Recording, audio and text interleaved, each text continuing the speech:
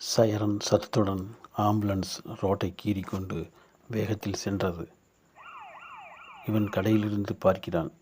என்னடா, பக்கத்து தெரு டீச்சர் அம்மா வீட்டிலிருந்து ஆம்புலன்ஸ் போகிறாப்புல தெரியுது.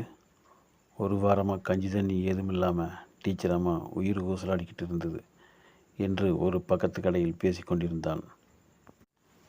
இந்த ஊருக்கே நல்லபடியாக பாடம் சொல்லி போட்டு இருந்தாங்க. கொரோனா காலத்தில் கூட தப்பிச்சிட்டாங்க. நமக்கு தெரிஞ்ச பையன்தான், டிரைவர் பையன். கூப்பிட்டு பார்க்கலாம். ஹலோ தம்பி, எங்கப்பா வண்டி போகுது, என்னாச்சு என்று கூற, டிரைவர் பையன், நான் கூப்பிட்றேன்னா போனை வையுங்க என்று கூற போனை வைத்து விட்டான். மாலை நேரம் 4 மணி நேரம் கழித்து ஆம்புலன்ஸ் அமைதியுடன் டீச்சர் அம்மா வீட்டிற்கு சென்றது. டீச்சர் அம்மா வீட்டுக்கு போய் வீட்டுக்காரர் மகளில் இருப்பாங்க, இறந்த செய்தி கேட்டு வரலாம் என்று அந்த வீட்டுக்கு போன அவனுக்கு தூக்கி வாரி போட்டது. டீச்சர் அம்மா உட்கார்ந்து இருந்தார்கள். வாப்பா, உட்காரப்பா என்றார். டீ சாப்பிடப்பா என்றார். என் பொண்ணுக்கு குழந்தை பிறந்திருக்கு, அதுதான் காலையில் ஹாஸ்பிட்டல் போனோம் என்றார்கள்.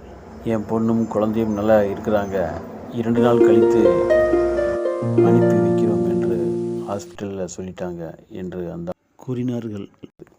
டீ சாப்பிட்ற என்றார்கள். டீ வந்தது. என்ன தம்பி, டீ மெல்லக்குடி புறப்போகுது என்று கூறினார்கள். பரவாயில்லைம்மா என்றான் அந்த அம்மா.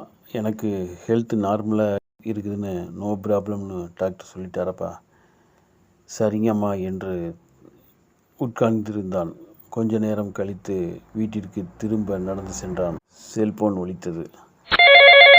டிரைவர், அண்ணா நான் ஃபோன் பண்ணுறதுக்கு மறந்துட்டேண்ணா என்று கூற, தம்பி நான் கூப்பிட்றேனப்பா, போனவை என்று வீட்டிற்கு நடந்து சென்றான்.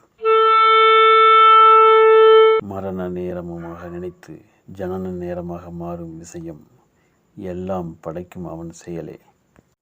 எதையும் முழுமையாக தெரியாமல் கூறிவிட்டு வருத்தப்படுவதை விட தெரிந்த பின்பே எவரிடமும் கூற வேண்டும் என்பதற்கு ஒரு எடுத்துக்காட்டு இந்த சிறுகதை. நன்றி, வணக்கம்.